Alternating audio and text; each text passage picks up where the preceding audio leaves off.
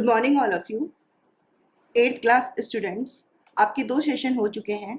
First में हमने पढ़ा था combustion, combustible and non combustible substances, conditions necessary for combustion, ignition temperature, rapid combustion, spontaneous combustion, explosive, complete and incomplete combustion. आपके second session में मैंने activity आपसे discuss की, लाइव एक्टिविटी मैंने आपको की। जब आप सेकेंड वीडियो देखेंगे तो आपको वो कंसेप्ट क्लियर हो जाएगा। एक्टिविटी का एम था हमारा, it is essential for a substance to reach its ignition temperature. किसी भी सब्सटेंस को बर्निंग के लिए उसका टेम्परेचर इग्निशन टेम्परेचर के इक्वल होना बहुत जरूरी है। अब हमारा आता है आज कंबशन ऑफ फ्लेम, मीन्स हम किस तरह से कैंडल की जो फ्लेम्स होती हैं वो मैं आपसे डिस्कस करूंगी। फ्यूल किसे कहते हैं, फ्यूल्स के टाइप्स में आपसे डिस्कस करूंगी। फायर फाइटिंग्स क्या क्या चीजें होती हैं वो मैं आपसे डिस्कस करूंगी। कैलोरीफिक वैल्यूज किसे कहते हैं वो मैं आपसे डिस्कस करूंगी। ओके स्टूडेंट्स, सबसे पहले हम पढ़ते हैं फायर फाइटिंग। फायर फाइटिंग क्या होता है? Fire fighting means to control and extinguish the unwanted fire. जब हमें कोई भी अनवांटेड फायर, जब हमारे आसपास कहीं भी अनवांटेड फायर हो जाती है तो उसको हम कैसे कंट्रोल करते हैं? It can be controlled by removing one or more of the conditions required for combustion to takes place. ठीक है, अब इसके 2 प्रिंसिपल्स कौन कौन से हैं, किस बेस्ड पर हमारा ये होता है? Bringing down the temperature of the burning substance below their ignition temperature। मैंने अभी आपको लास्ट सेशन में बताया था हमारे पास कौन कौन सी कंडीशंस होती है जहां से बर्निंग स्टार्ट होती है, और जब हमारे पास वो कंडीशंस में से अगर हम एक कंडीशन को भी ब्रेक कर देंगे तो बर्निंग वहीं पे स्टॉप हो जाएगी। इसीलिए हमें क्या करना पड़ता है? Bringing down the temperature below ignition temperature. Means जब हम उसका इग्निशन टेम्परेचर से बिलो कर देंगे तो वहां पे बर्निंग स्टॉप हो जाएगी। सेकेंड वन हमारा था कटिंग ऑफ एयर सप्लाई। हमारी सेकंड कंडीशन में क्या था? फर्स्ट में हमारा क्या था? सबसे पहले तो हमारे पास कंबशिबल सब्सटेंस होना चाहिए, नंबर 2 पे हमारे पास इग्निशन टेम्परेचर होना चाहिए, और नंबर 3 में हमारे पास एयर या फिर ऑक्सीजन की सप्लाई होनी चाहिए। तो या तो हम उसका इग्निशन टेम्परेचर से बिलो कर देंगे या फिर हम कट कर देंगे एयर की सप्लाई, और उससे भी हमारा क्या होगा? हमारी जो फायर है वो कंट्रोल में आ सकती है। Students, various types of fire extinguishers are used for different types of fires। अब मैं आपसे ये डिस्कस करूंगी कि कौन कौन से फायर एक्सटिंग्विशर हैं जो हम यूज करते हैं। हम वाटर को भी यूज करते हैं। हम जो सबसे पहले मैं आपसे बोलूंगी कि वाटर को हम क्या करते हैं? फायर पे थ्रोन कर देते हैं। ये कूल कर देता है कंबशिबल सब्सटेंस को और उसके इग्निशन टेम्परेचर को डाउन कर देता है, और जिससे फायर का स्प्रेडिंग खत्म हो जाता है। Is it clear? वाटर को हम एज ए एक्सटिंग्विशर भी यूज कर सकते हैं, ठीक है। बट आपको याद रखना है इसकी प्रिकॉशंस क्या क्या है बेटा। इसकी प्रिकॉशंस आपको याद रखनी है। इलेक्ट्रिक वायर में हमें यूज नहीं करना है, क्योंकि अगर हम इलेक्ट्रिक वायर में यूज करेंगे तो क्या हो सकता है? शॉर्ट सर्किट हो सकता है, इसलिए हम यूज नहीं करेंगे। पेट्रोल और ऑयल या फिर पेट्रोल में भी हम इसे यूज नहीं करेंगे, क्योंकि वाटर क्या होता है? हैवियर देन ऑयल, और ये सेटल डाउन हो जाएगा बॉटम पे और ऑयल क्या करेगा? फ्लोट करना शुरू कर देगा और कंटिन्यूअसली बर्निंग स्टार्ट हो जाएगी। ऐसे स्टूडेंट्स आप इस कंसेप्ट को ध्यान से सुन लीजिए, क्योंकि आपके एग्जाम में इससे रिलेटेड काफी सारे क्वेश्चंस पुट अप किए जाते हैं। क्या क्या बताया मैंने आपको? वाटर बताया, बट वाटर की प्रिकॉशंस क्या है कि हमें इलेक्ट्रिक सर्किट या फिर इलेक्ट्रिक वायर्स के आसपास इसे यूज नहीं करना है। मीन्स उससे हमें रिलेटेड यूज नहीं करना है। ऑयल और पेट्रोल में हमें यूज नहीं करना है। क्यों नहीं यूज करना है? क्योंकि ये क्या होता है? वाटर क्या होता है? हैवियर देन ऑयल, और सेटल डाउन हो जाएगा और ऑयल फ्लोट करना शुरू कर देगा और कंटिन्यूअसली बर्निंग स्टार्ट हो जाएगी। नेक्स्ट आता है हमारा कार्बन डाइऑक्साइड। ये भी बेटा, ये कार्बन डाइऑक्साइड जो है हैवियर होता है हमारा ऑक्सीजन से, और ये बहुत हेल्पफुल होता है। और सबसे बड़ी बात ये कि जितनी भी कांटेक्ट में आते हैं उनको ही कट ऑफ कर देता है। हम ब्लैंकेट्स का भी यूज करते हैं, हम सैंड को भी यूज करते हैं।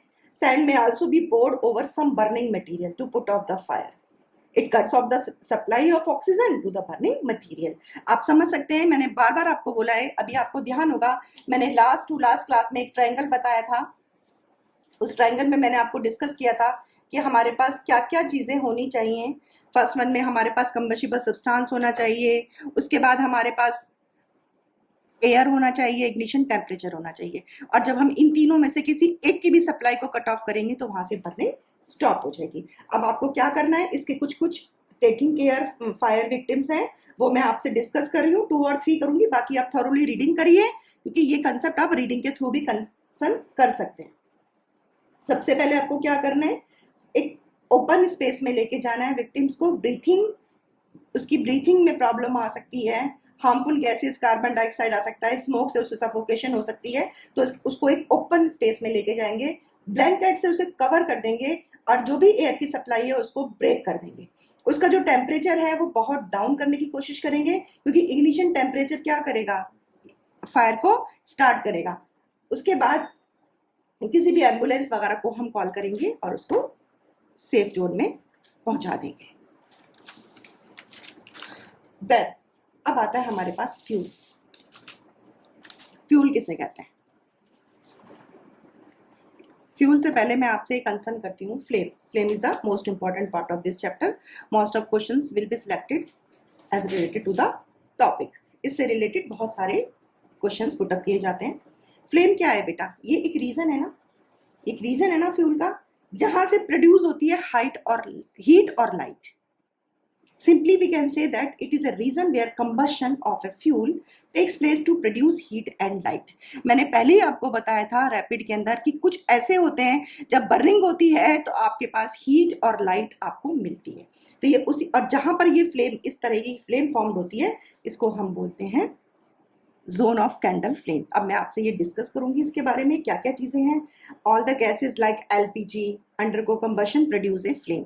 जितनी भी एलपीजी हो गई, ये सारी की सारी क्या करती हैं, ये प्रोड्यूस करती हैं फ्लेम को। ठीक है, solid fuels like wax, camphor, vaporize foam, जब हम इन्हें हीट करते हैं तो ये सब के सब क्या करते हैं, एक फ्लेम को प्रोड्यूस करते हैं। लिक्विड फ्यूल्स में जैसे कैरोसिन है, मस्टर्ड है, वेपराइज फॉर्म में अगर हम इनको हीट करते हैं तो क्या करते हैं, ये बर्निंग करते हैं।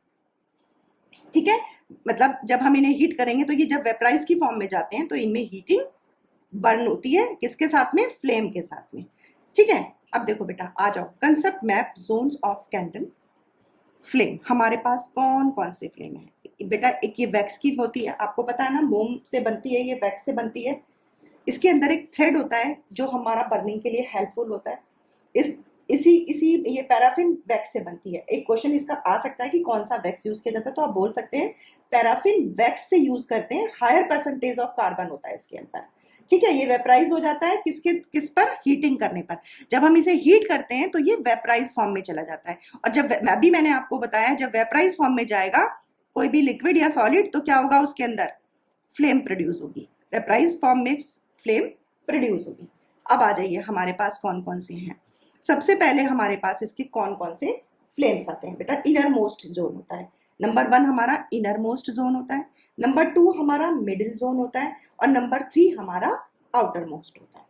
ठीक है बेटा, अब इनर मोस्ट जो जोन होते हैं हमारे, जो इनर मोस्ट जो जोन होते हैं, ये लैक होता है ऑक्सीजन। इनके अंदर जो नीचे वाले, इनके अंदर क्या होता है, ऑक्सीजन का लैक होता है, और कोई भी कंबशन इसके अंदर नहीं होती है, क्योंकि इसके अंदर अनबर्न्ड वैक्स वेपर फॉर्म होती है। और ये क्या करता है, least hot part of the flame. आपको ये याद रखना है कि इनर मोस्ट जोन जो होती है वो लीस्ट हॉट पार्ट होती है फ्लेम की। ठीक है, अभी हम simply we can say that least hot region of the flame, inner most वाली जो होती है हमारी लीस्ट होती है, इसे हम लीस्ट हॉट भी बोलते हैं। ये मैंने यहाँ पे मेंशन किया है डायग्राम, अगर आप देख पा रहे हैं। अब आती है हमारी मिडिल वाली। इसमें क्या होता है, इसके अंदर इनफ एयर होती है बेटा, एयर काफी होती है, बट जो इसमें क्या होती है, इनकम्प्लीट बर्निंग होती है वैक्स वेपर की, और एक carbon particles and carbon monoxide को प्रोड्यूस करता है। अनबर्न्ड कार्बन पार्टिकल्स होते हैं इसके अंदर, जो हॉट और एमिट करते हैं येलो। आपको ये ध्यान रखना है, लीस्ट जो हॉट होता है वो हमारा ब्लू होता है, और जो हमारा मिडिल होता है वो हमारा येलो कलर को अपीयर करता है। Is it clear? और middle zone of a flame is moderately hot, ये बहुत ज्यादा हॉट होती है, और मेजर पार्ट होता है ये हमारे कैंडल का। मीन्स इस कैंडल का इनर पोस्ट और फिर मॉडरेटली हॉट, मतलब मिडिल हॉट में हमारे पास क्या होता है, येलो कलर की बर्निंग होती है। अब आता है हमारा आउटर मोस्ट। इसके अंदर क्या होता है, plenty of air around it. इसके आसपास क्या होता है, जब ये अपर में लेयर होती है तो इसके अंदर क्या होता है, हमारा एयर की प्रेजेंस ज्यादा होती है, और जहां पे एयर की प्रेजेंस होगी वहां पर बर्निंग बहुत अच्छे स्केल पर होती है। और इसमें क्या होगा, कंप्लीट कंबशन। उसमें क्या था, इनकम्प्लीट कंबशन, और इसमें क्या होगा, कंप्लीट कंबशन होगा इस वैक्स वेपर में। और क्या प्रोड्यूस करेगा ये, कार्बन डाइऑक्साइड और वाटर वेपर। और इसके अंदर मैंने आपको मिडिल में क्या बताया था, कार्बन और कार्बन मोनोऑक्साइड, क्योंकि अनबर्न्ड जो भी होता है कार्बन मोनोऑक्साइड के साथ होता है। इसको हम hottest zone of the flame भी कहते हैं। इसको हम क्या बोलते हैं, हॉटेस्ट जोन। और आउटर मोस्ट जोन जो होती है क्वाइट थिन होती है और नॉन ल्यूमिनस होती है। आपको ये ध्यान रखना है, वो नॉन ल्यूमिनस होती है और क्वाइट। और एक क्वेश्चन आपका ऐसा आ सकता है, एनसीईआरटी में भी है बेटा, मैं डिस्कस करती हूँ कि गोल्ड स्मिथ क्या यूज करते हैं। तो gold smith blow the outer most zone of a flame with a metallic blow pipe for melting the piece of gold and silver into desired shape of make jewellery. Jewellery बनाने के लिए वो कौन सी, hottest part यानी कि outer most zone का use करते हैं। क्लियर हो गया आपको? This is the concept of map, concept map of zones of candle flame. Next, fuels. क्या होता है फ्यूल, वो मटेरियल्स जिनको बर्न करके हम प्रोड्यूस करते हैं लार्ज अमाउंट में हीट एनर्जी। क्या क्या, हीट एनर्जी हम प्रोड्यूस करते हैं। Fuel, substance which is burn to produce heat. अब इसमें कौन कौन से होते हैं हमारे पास, फ्यूल्स में कौन कौन से होते हैं, देखिए बेटा, फ्यूल्स में हमारे पास आते हैं solid, liquid and gas. Solid में हमारे पास कोल और कोक, लिक्विड में कैरोसिन, डीजल, जो भी लिक्विड फॉर्म में फ्यूल्स होते हैं वो हमारे क्या कहलाते हैं, लिक्विड फ्यूल्स। और गैसियस में हमारे पास एलपीजी, सीएनजी। अब बेटा फ्यूल की कैलोरीफिक वैल्यू होती है। कैलोरीफिक वैल्यू किसे कहते हैं, amount of heat. Calorific value किसे कहते हैं, amount of heat produce by the complete burning of 1 kilogram of a fuel. Caloric value होती है कि जब जितने भी बर्न होते हैं तो वो प्रोड्यूस करते हैं ना हमारे पास, तो इसमें हम क्या बोलेंगे कि कितना अमाउंट वो 1 किलो में रिलीज कर रहा है, उसे हम बोलते हैं उसकी कैलोरीफिक वैल्यू। और इसकी यूनिट होती है किलो जूल पर किलोग्राम। Is it clear? अब आता है हमारे पास बेटा, एक पोर्शन आपका रह गया फ्लेम में, एक था हमारा ल्यूमिनस और नॉन ल्यूमिनस। कुछ फ्लेम्स ऐसी होती हैं जो ल्यूमिनस होती हैं और कुछ ऐसी होती हैं जो नॉन ल्यूमिनस होती हैं। ये छोटा सा ही कंसेप्ट था, क्लियर हो गया? अब आता है हमारे पास कैरेक्टरिस्टिक्स। बेटा कैरेक्टरिस्टिक्स का मीनिंग होता है कि आइडियल फ्यूल के लिए कौन कौन सी चीजें होती हैं जो हेल्पफुल होती हैं, मतलब बेस्ट होती हैं। उसके अब हम मार्केट जाते हैं ना तो हम अपने लिए बेस्ट चूज करते हैं। इसी तरीके से फ्यूल्स की भी कैरेक्टरिस्टिक्स होती हैं, कौन सा बेस्ट होता है। सबसे पहले आप इसे ध्यान से सुनना बच्चों, बहुत बहुत ही इंपॉर्टेंट है, और ये 2 और 3 मार्क्स का क्वेश्चन आपकी बुक से बनता है कि कैरेक्टरिस्टिक्स कौन कौन से हैं। सबसे पहले बेटा, सबसे पहले it should be fairly cheap and easily available. अगर वो चीप होगा मीन्स सस्ता होगा और अच्छा होगा और इजीली हमें मिलेगा, तो वो हमारे लिए बेस्ट ऑप्शन रहेगा। Number 2, easy to handle and safe to transport and convenient to store. Easily हम उसे ट्रांसफर कर सकें, ट्रांसपोर्ट मतलब एक प्लेस से हम दूसरे प्लेस उसको भेज सकें, और इजीली हम वो हैंडल कर सकें। जो बहुत आसानी से बर्न हो जाए, mean it should burn smoothly, कोई उसमें रेकरेंसेस ना आए। हाई कैलोरीफिक वैल्यू हो, मीन्स हम कम जलाएं लेकिन हमें हीट और लाइट ज्यादा प्रोड्यूस हो, ठीक है। Should not produce any harmful and irritating fumes, means कुछ भी ऐसा ना हो जो हमारे एनवायरनमेंट के लिए हार्मफुल हो।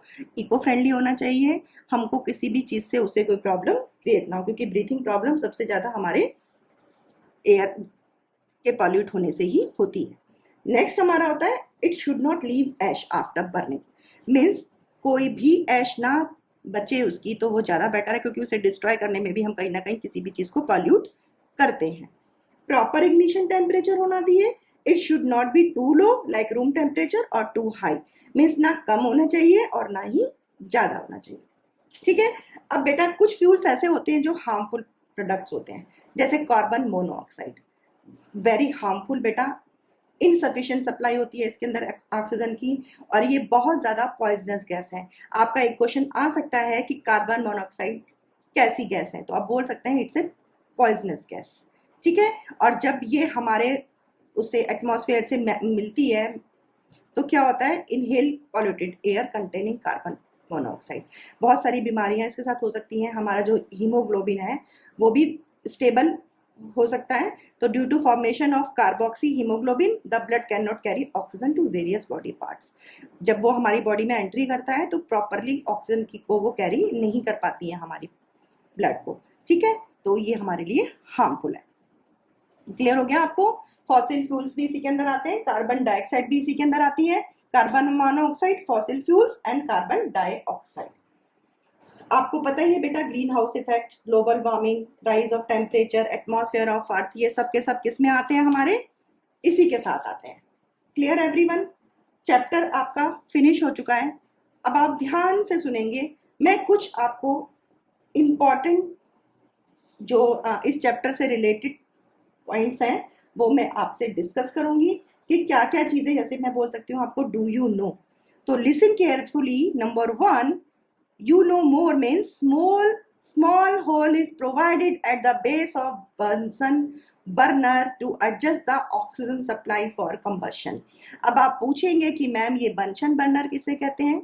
बंशन बर्नर बेटा एक टाइप का एक ऐसा बर्नर होता है जो ये ऐसे बना होता है और यहाँ से हमारी कैंडल की फ्लेम आ रही होती है और इसमें एक छोटा सा होल होता है, ये प्रोवाइड करता है ये। लेकिन हाँ बेटा, ये आपको कहाँ मिलेगा? लेबोरेटरी में मिलेगा, लैब में ही मिलेगा ये। और ये क्या करता है, उसको कंट्रोल करने के लिए इसको हम यूज करते हैं, ठीक है। Sand may also be poured over some burning material to put off the fire. अभी मैंने आपको वाटर बताया, फोम, कार्बन डाइऑक्साइड का बताया, लेकिन हम सैंड का भी यूज कर सकते हैं। ये भी ऑक्सीजन की सप्लाई को खत्म कर देता है, बंद कर देता है। Clear? Number 3, in summer, dry grass at some places catches fire due to extreme heat of the sun, जो मैंने आपको बताया forest fire में। Enough, chapter completed. Read thoroughly or listen carefully this video. Make notes. Bye bye.